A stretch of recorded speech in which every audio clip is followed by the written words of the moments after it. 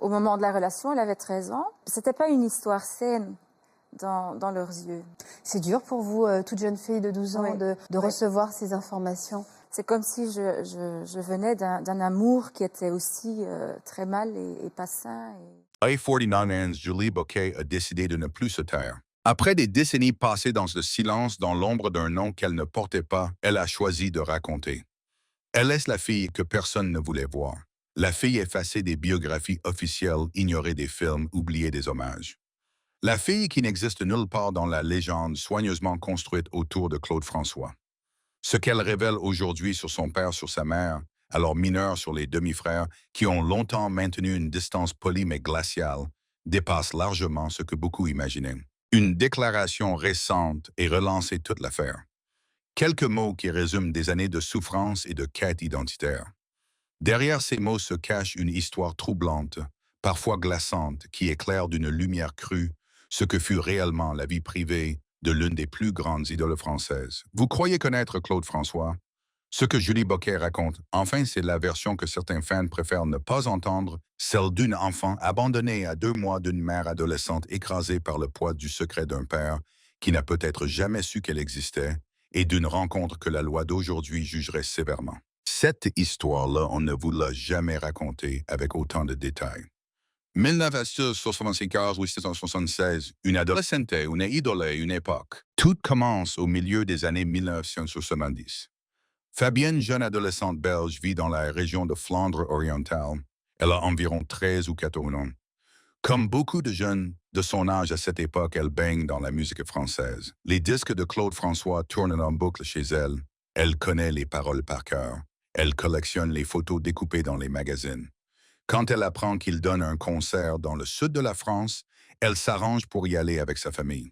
Ce soir-là, elle ne sait pas encore que sa vie va basculer. Elle le voit sur scène, elle vibre avec les autres fans, elle hurle son admiration. Puis peu de temps après, elle a la chance de le rencontrer lors d'une émission de radio. Elle est jeune, jolie, et selon le récit qu'elle livrera bien plus tard sur le plateau de Faustin Boller. Ça commence aujourd'hui, elle ment sur son âge. Elle se fait passer pour majeure. Pour Claude François, alors âgé d'environ 35 ans, c'est une jeune femme adulte qui croise sa route. Ce qui se passe ensuite, Fabienne le racontera avec une pudeur particulière. C'était les années après 68. Il était interdit d'interdire. On ne voyait le mal nulle part. Une époque, dit-elle, où les codes étaient différents, où la frontière entre l'admiration et autre chose pouvait paraître floue. Une époque qui aujourd'hui n'existerait plus de la même façon. Selon les récits rapportés par Julie elle-même et par sa mère, la relation a duré plusieurs mois sur une dizaine de rencontres entre 1976 et 1977. Fabienne a toujours affirmé que Claude François était convaincu qu'elle avait 18 ans. Elle insiste sur le fait qu'elle faisait plus âgée et qu'elle n'était pas le type de fan qui campait devant les hôtels ou se jetait sur lui. Elle se décrit comme quelqu'un de réservé trop jeune pour être autorisée à le voir aussi souvent qu'elle l'aurait voulu. Mais au regard du droit belge de l'époque comme de celui d'aujourd'hui, une relation entre un homme de 35 ans et une adolescente de 14 ans pose des questions juridiques et morales majeures. Certains médias ont rappelé que cela pouvait relever à l'époque d'un attentat à la pudeur. Les parents de Fabienne, lorsqu'ils ont découvert la vérité, n'ont pas porté plainte. Ils ont choisi une autre voie plus discrète et plus brutale. La découverte, la colère, le secret. Quand le père de Fabienne apprend la liaison, c'est l'effondrement. Sa fille est mineure. Elle entretient une relation avec une star française, déjà père de 2 garçons, Claude Junior, et Marc issu de son union avec Isabelle Forêt. La honte est immense, la colère encore plus. Il interdit immédiatement à sa fille de revoir le chanteur. Mais le mal est fait. Quelques mois plus tard, Fabienne se rend compte qu'elle est enceinte. Elle a 15 ans. Personne dans son entourage n'envisage qu'elle puisse garder l'enfant. Personne ne pense non plus à prévenir Claude François. La grossesse est cachée jusqu'au bout. Selon le récit livré par Julie, tout est organisé dans le secret le plus absolu par le grand-père et un gynécologue de confiance. Une fille mère de 15 ans, pour eux, ce n'était pas envisageable. Dans une clinique belge, Fabienne accouche d'une petite fille. Prématurée. Elle ne la verra pas une seule fois. Ma mère ne m'a même pas vu. J'ai été arraché à elle dès l'accouchement et elle n'a pas su alors si elle avait mis au monde un garçon ou une fille. Ces mots, Julie les prononcera des décennies plus tard devant des millions de téléspectateurs. Ils résument à eux seuls la violence de ce qui s'est passé. À 2 mois, le bébé est confié à une famille adoptive flamande, les Bocquet. Un couple aimant, équilibré, qui va lui donner un nom, un foyer et une enfance heureuse. Pendant 8 ans, Julie grandit dans une totale ignorance. Elle est leur fille. Point final. Pas de doute, pas de question. Ses parents adoptifs lui offrent une vie stable protectrice, loin du bruit médiatique parisien. 9 mois après sa naissance, le 11 mars 1968, Claude François meurt accidentellement à Paris, électrocuté dans sa salle de bain. Il a 39 ans. Il ne saura peut-être jamais qu'il a eu une fille. Fabienne, elle, perd tout en quelques mois, son enfant arraché, l'homme avec qui elle a vécu cette histoire disparue. Une douleur qu'elle décrira plus tard avec ces mots simples et bouleversants. C'est indicible. Il n'y a pas de mots. L'enfance est la première brèche. Quelle histoire aurait pu s'arrêter là? Un secret de famille bien gardé enterré avec une idole. Mais Fabienne, malgré l'interdiction, n'a jamais oublié sa petite fille. Dans le dossier d'adoption qu'elle a signé sous la contrainte, elle a fait inscrire un vœu récupérer l'enfant à sa majorité. Un vœu qui ne sera jamais respecté. Pendant des années, selon ce qu'a rapporté la presse, Fabienne vient discrètement observer Julie de loin. Les kermesses, les sorties d'école, les matchs de foot. La femme qui lui a donné la vie l'observe cachée sans jamais oser se montrer. Une scène d'une tristesse infinie. Une mère qui aime, qui guette, qui veille et qui n'a même pas le droit d'exister dans le regard de son enfant. Julie, elle ignore tout jusqu'à ce jour de ses 8 ans où ses parents adoptifs décident qu'il est temps de lui dire la vérité. Du moins une partie. Ils lui révèlent qu'elle est adoptée. C'est un choc, mais pas la révélation complète. Le nom de son père biologique restera caché encore quelques années. Brusquement projeté dans la réalité à l'âge de 8 ans, je tentais de reprendre pied sans toutefois parvenir à retrouver mon insouciance, écrira-t-elle plus tard. Mon enfance se déroula alors sous le poids de cette vérité. Elle grandit avec cette brèche intérieure. Une sensation diffuse de ne pas être complètement à sa place, même au milieu d'une famille qu'il aime. Les parents Bocquet font tout pour la protéger. Ils savent eux qui est son père biologique. Mais ils choisissent de ne pas tout lui dire d'un coup. La rencontre avec Fabienne est la révélation. Fabienne réussit enfin à reprendre contact. La rencontre entre la mère biologique et la fille adoptée est bouleversante. Julie découvre une femme qui lui ressemble, les mêmes traits, les mêmes expressions, la même manière de sourire. Et surtout, elle apprend l'identité de son père, Claude François. Clo-Clo, la star nationale, l'homme dont les chansons ont bercé des millions de Français. Au début, Julie a du mal à y croire. Cela lui paraît invraisemblable. Puis sa mère biologique lui raconte toute la rencontre, la liaison, la grossesse, l'abandon forcé. Julie écoute choquée, perdue. Comment réagir face à une telle histoire? Comment intégrer ce passé qui n'est pas vraiment le sien, mais qui pourtant la définit? L'adolescente part dans une longue quête intérieure. Pendant des années, elle hésite. Elle a une image négative de son père biologique, un homme qui aurait été irresponsable, qui aurait abandonné sa mère, qui ne l'aurait jamais cherché. Elle confiera plus tard avoir longtemps eu cette colère sourde au fond d'elle, cette sensation d'avoir été reniée avant même d'exister. Elle se documente, elle regarde des images d'archives, elle écoute les chansons. Peu à peu, l'image se complexifie.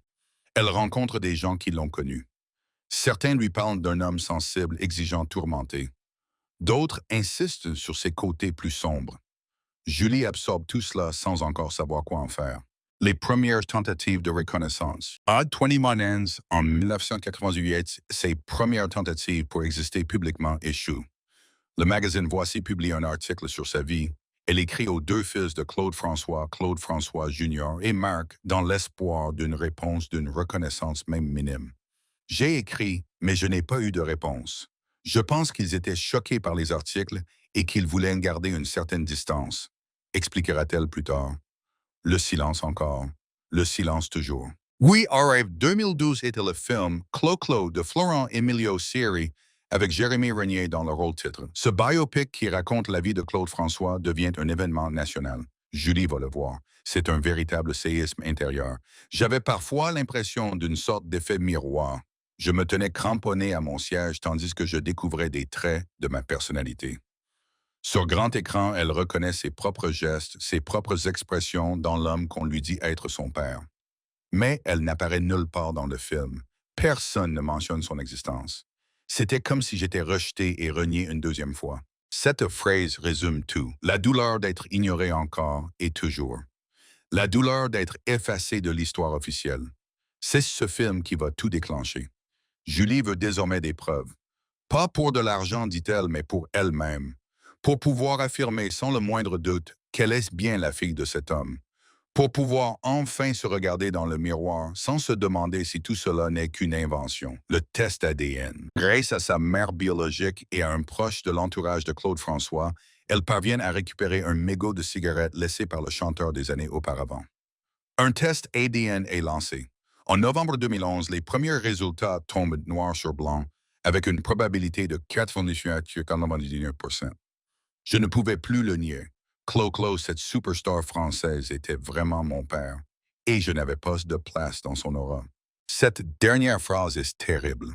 Une probabilité scientifique et avec elle le vide, l'absence de place, l'invisibilité officielle. Julie tente alors à nouveau de contacter ses demi-frères. Elle écrit une lettre touchante, citée par Perry Match. « Notre père n'est plus ici. Je n'ai même pas eu la chance de le voir, mais en chacun de nous, il doit exister encore.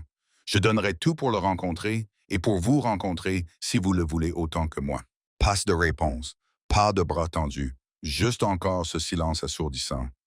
Pendant 6 ans, Julie va ruminer ce silence. Elle se construit une vie. Elle devient psychocriminologue, exerce en Belgique, fonder une famille. Elle a 2 enfants. Mais quelque chose l'arrache, cette sensation d'être enfermée dans un secret qui pèse. Elle a confié à plusieurs reprises que le poids de cette histoire l'a longtemps empêchée de respirer normalement. C'était un secret lourd à porter et cela apporte pas mal de souffrance. 2010, elle est sortie de l'ombre. Le 2 février 2018, à 40 ans, elle prend enfin une décision radicale, sortir de l'ombre pour de bon. Elle accorde une interview exclusive au quotidien belge Sud Presse. La nouvelle fait l'effet d'une bombe dans le paysage médiatique francophone. Quelques jours plus tard, le documentaire Claude François, le dernier pharaon, est diffusé sur Paris Première. Julie y apparaît à visage découvert. Sa voix, son histoire, son nom envahissent les médias. À 40 ans, c'était le moment ou jamais. J'espère que sortir de l'ombre va m'apaiser. Cette phrase résonne partout. La France entière découvre l'existence d'une fille cachée de Clo-Clo. Au début, beaucoup doutent. Puis les preuves tombent, la tête haine, les témoignages, la ressemblance physique frappante. Les magazines publient des photos côte à côte. Les réseaux sociaux s'enflamment. Les fans sont divisés. Certains accueillent Julie avec bienveillance et compréhension. D'autres l'attaquent violemment, l'accusant de vouloir ternir l'image de leur idole, de chercher de la publicité ou de l'argent. Julie est bouleversée par cette hostilité. « J'ai voulu honorer mon père, pas de salir », répète-t-elle blessée. Plus tard, devant Faustine Boller, elle lâchera cette phrase terrible. « J'ai eu l'impression auprès des fans d'être rejetée. Dans le film aussi, on ne m'a pas mentionné, donc j'ai vraiment l'impression d'être rejetée. Rejetée. » Le mot revient sans cesse dans sa bouche. Rejetée par un père biologique qui ne l'a jamais connu. Rejetée par une famille biologique forcée de la cacher. Rejetée par une partie des fans qui refusent son existence. Rejetée par les films et les livres officiels. Et surtout rejeté longtemps par ses propres demi-frères. Mark et Claude François Jr. publient tout de même un communiqué très diplomatique à l'époque. Son récit est bouleversant. Nous comprenons parfaitement sa quête d'identité, mais il s'agit là d'une histoire qui nous dépasse tous un peu. Il ne nous appartient pas de juger les motivations de Fabienne, tant cette dernière que Julie nous ont toujours semblé équilibrées, délicates et courtoises dans leurs approches. Des mots polis, très polis. Mais pas de rencontres publiques, pas d'embrassades, pas de retrouvailles familiales filmées. L'héritage, le livre et la reconstruction. Très vite, certains médias se demandent si Julie va réclamer sa part de la fortune de Claude François. La réponse de Julie est claire, nette, sans ambiguïté. L'argent n'a jamais été le propos et je n'ai pas fait ces recherches dans ce but. De toute façon, aux yeux de la loi, je n'ai de lien qu'avec mes parents adoptifs. Je n'ai donc droit à rien de mes parents biologiques. Légalement, Julie est la fille des bouquets pas de Claude François. Elle ne touchera jamais un centime de l'héritage, et elle ne le demande pas.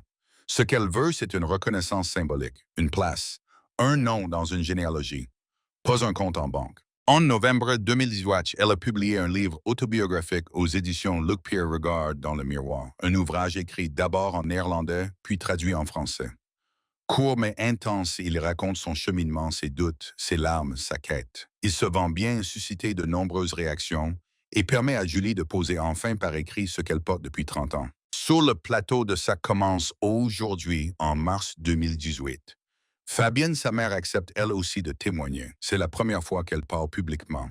En larmes devant les caméras, elle revient sur cette époque où on ne voyait le mal nulle part, sur cette rencontre, sur cette grossesse, sur cet abandon imposé par son propre père.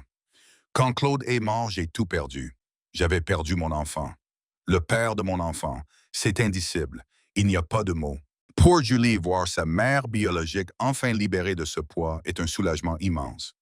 Pendant des décennies, Fabienne a porté ce secret seul, écrasé par la culpabilité et la honte imposée par son entourage. À travers les caméras, mère et fille se réparentent ensemble. Et c'est peut-être là, finalement, la vraie victoire de Julie. Pas l'argent, pas la reconnaissance des François, mais cette reconstruction familiale douce lente avec Fabienne et les enfants qu'elle a eus plus tard. Voici de Nemesis INCO Contact, un test contesté. Aujourd'hui, à 49 ans, Julie Boquet est une autre femme. Elle ne cherche plus à se battre. Elle ne cherche plus à convaincre. Elle a obtenu ce qu'elle voulait exister publiquement. Je pense avoir acquis ma place, confiait-elle déjà fin 2018. Cette place, elle la défend désormais avec une sérénité presque déconcertante. Elle continue d'exercer comme psychocriminologue. Elle élève ses enfants. Elle vit en Flandre orientale, loin du tumulte médiatique parisien. Mais quelque chose a changé récemment. En janvier 2026, Claude François Jr., l'aîné des fils de Clo-Clo, a accordé une interview dans laquelle il revient à mots prudents sur l'existence de sa demi-sœur. Je n'ai eu qu'un seul contact avec elle. À part cela, non. Mais j'imagine que ça ne doit pas être facile tous les jours pour elle. Un seul contact en presque 8 ans. Voilà la réalité de cette pseudo-fraternité. Une seule rencontre, une seule conversation et puis plus rien. Pour Julie, cette confidence publique est à la fois une reconnaissance et une blessure. Reconnaissance parce qu'il évoque son existence et reconnaît la difficulté de sa situation. Blessure parce qu'elle confirme ce qu'elle savait déjà, les portes de la famille Claude François lui resteront largement fermées. Pas nécessairement par méchanceté, mais par incapacité, par peur, par malaise, par préservation d'un mythe qui supporte mal les zones d'ombre. En juin 2026, Claude François Jr. est allé plus loin encore. Il a déclaré que le test ADN réalisé à l'époque n'a aucune valeur, car il n'a pas été effectué sur décision judiciaire, tout en précisant qu'il ne remettait pas en cause l'existence de Julie, ni la filiation qu'il juge fort probable. Une nuance importante qui relance le débat sur la légitimité des preuves et sur la manière dont une famille gère la mémoire d'un père devenu icône. Une question plus large que sa propre histoire. Au-delà de son histoire personnelle, Julie Boquet pose des questions essentielles. Comment notre époque doit-elle juger les comportements d'hier? Cette relation entre une adolescente de 14 ans et une star adulte peut-elle encore être qualifiée de amour? Ou faut-il enfin appeler les choses par leur nom? Julie étonnamment défend toujours son père. Je sais qu'il était convaincu qu'elle avait 18 ans, insiste-t-elle. Elle refuse l'image du monstre. Elle préfère celle de l'homme trompé sur l'âge. Mais entre les lignes, dans les silences, on devine une vérité plus complexe. Un malaise. Un trouble qui ne se règle pas par une simple phrase. Une question qui reste ouverte et que peut-être à 49 ans, Julie commence enfin à oser regarder en face. Voilà donc l'histoire d'une femme qui n'aurait jamais dû exister officiellement. Une femme dont la conception elle-même est un drame, dont la naissance est un secret, dont la révélation est une bombe. Une femme qui a passé la moitié de sa vie à chercher sa place dans une famille qui ne voulait pas d'elle. Une femme qui, malgré tout, a refusé la haine, a refusé la vengeance, a refusé l'amertume. Elle a choisi la vérité. Patiemment, tranquillement, implacablement. À 49 ans, Julie Boquet n'est plus seulement la fille cachée de Claude François. Elle est devenue une voix. Une voix qui rappelle que derrière les paillettes, les concerts géants et les statues monumentales, il y a toujours des êtres humains, des mères mineures qu'on oublie, des enfants qu'on cache, des secrets qu'on enterre. Et parfois, il faut 40 ans, 50 ans pour que ces secrets ressurgissent enfin à la lumière. Et vous, qu'en pensez-vous? Est-ce que Marc et Claude François Jr. devraient enfin tendre davantage la main à leur demi-sœur après toutes ces années de silence?